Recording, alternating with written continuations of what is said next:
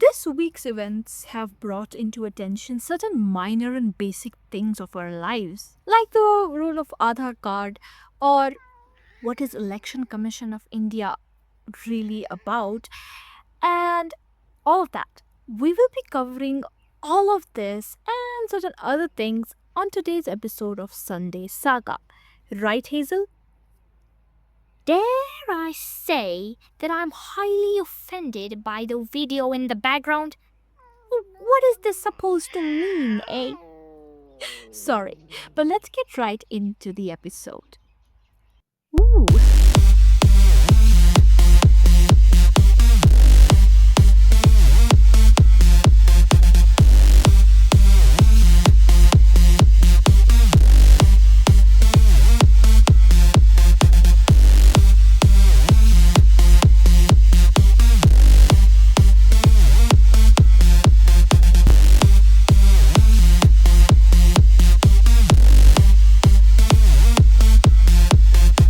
Ooh. Looking dashing in the raincoat now, are you, Hazel? I've always looked dashing.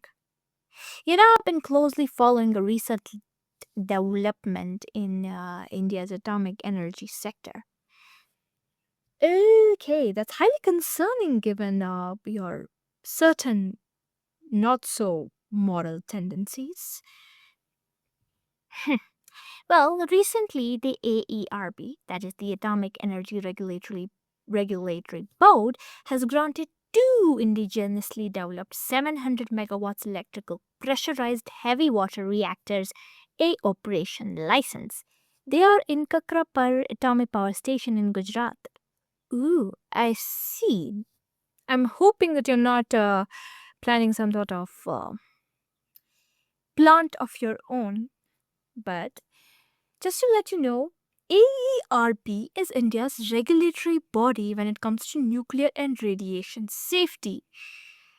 It it came into being in 1983, November 15, when the President of India set it up under the Atomic Energy Act of 1962.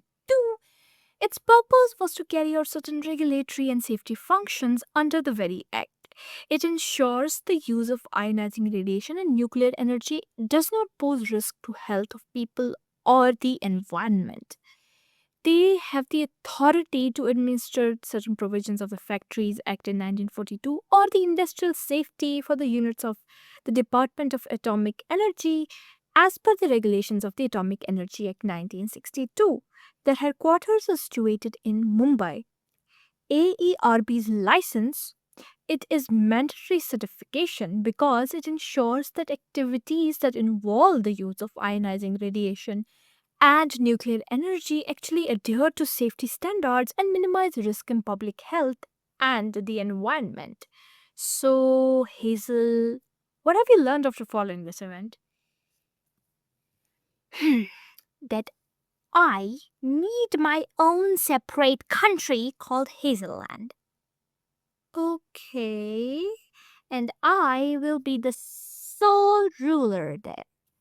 No elections or democracy? Democracy? Shit. It's so old school.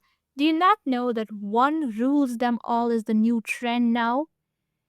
I was actually not aware of this development. But okay, let's move on because while your land might not have elections, our land, that is India, does still have elections. And the body that overlooks the elections of the India is the Election Commission of India. Wherever there is election or election related matter in the country, you will come across the Election Commission of India making the headlines because everything election is their cup of tea. I don't like tea or elections. Who needs elections?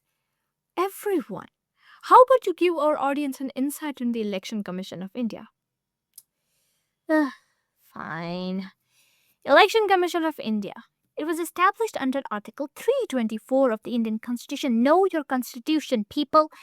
And it is a permanent, independent constitutional authority responsible for conducting elections to the Parliament, state legislature, and the offices of President and the Vice President of India.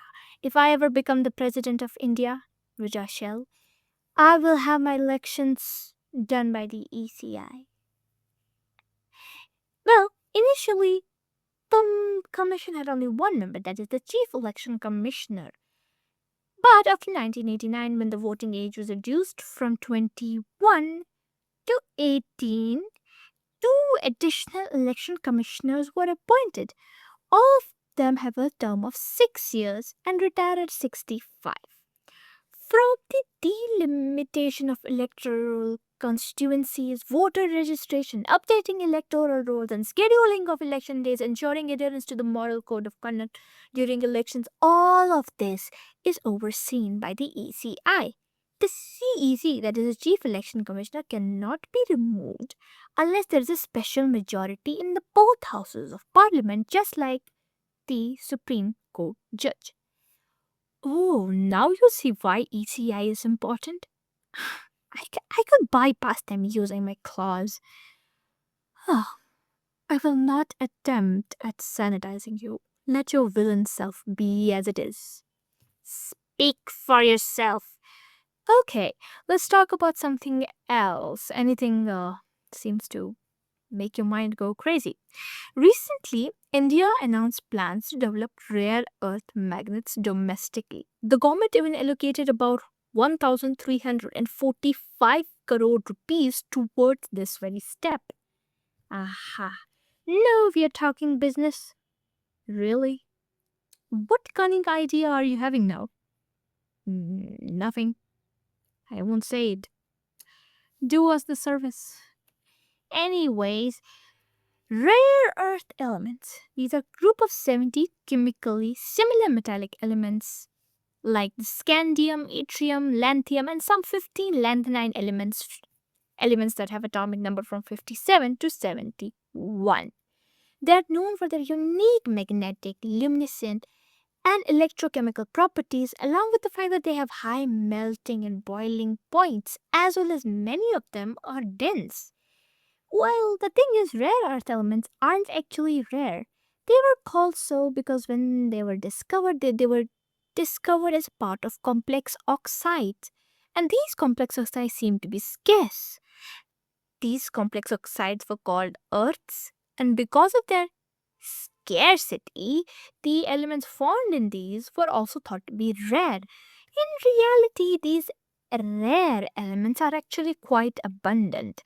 By the early 21st century, China became world's largest producer of rare earth elements.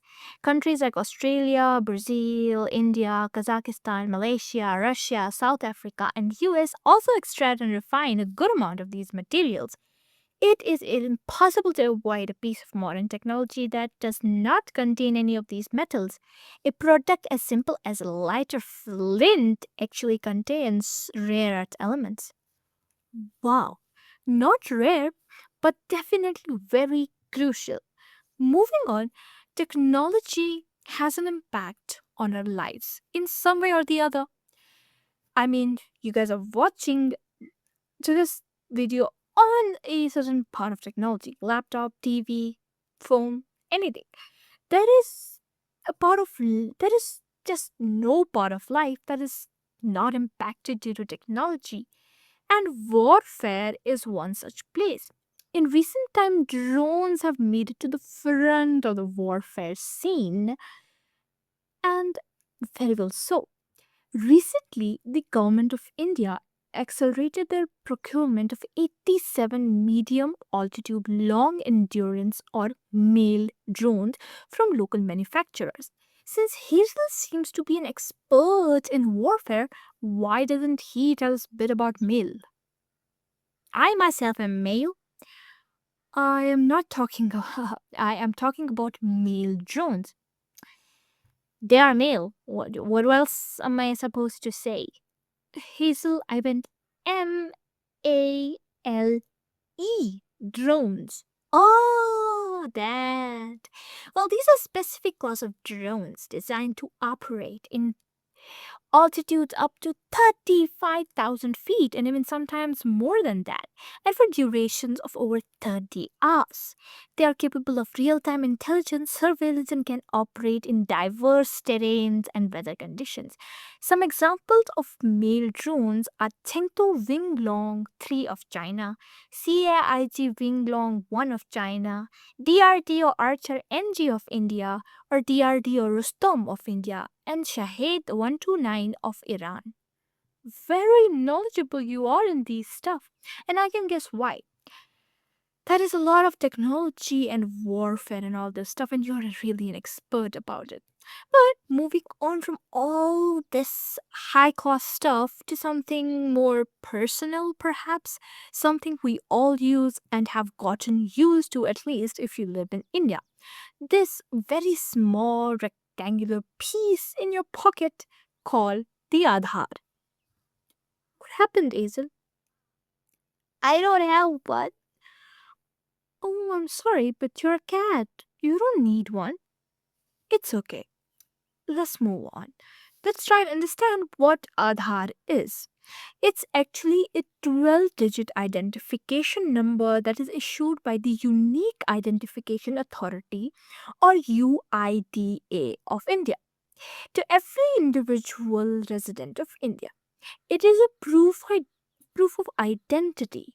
The Aadhar program was launched back in 2009. In 2016, we got the Aadhar Act. It suggested that every resident of India was eligible to receive an Aadhar. So if you lived in India, you were a resident of India, you were eligible to have an Aadhar. It established the UIDA as a statutory authority under the Ministry of Electronics and Information Technology to issue the unique identification number to all those residents of India. Everyone has a unique Aadhar, and UIDA has to ensure the safety and privacy of the information that it holds because of the Aadhar. Aadhar numbers cannot be made public except for specific reasons that the regulations may outline. I need one. Sorry, you cannot get it. But hey, if you guys want Hazel to get an Aadhar, please plea for that in the comment section and we will see what we can do about it. And that is it for today's episode. Happy Sunday, y'all. I need an Aadhar. Hey, don't forget to subscribe and like. Stay updated. See you next time. Hazel, let's go. I Need my Aadhar. Please. Hazel, the episode is over. Stop whining.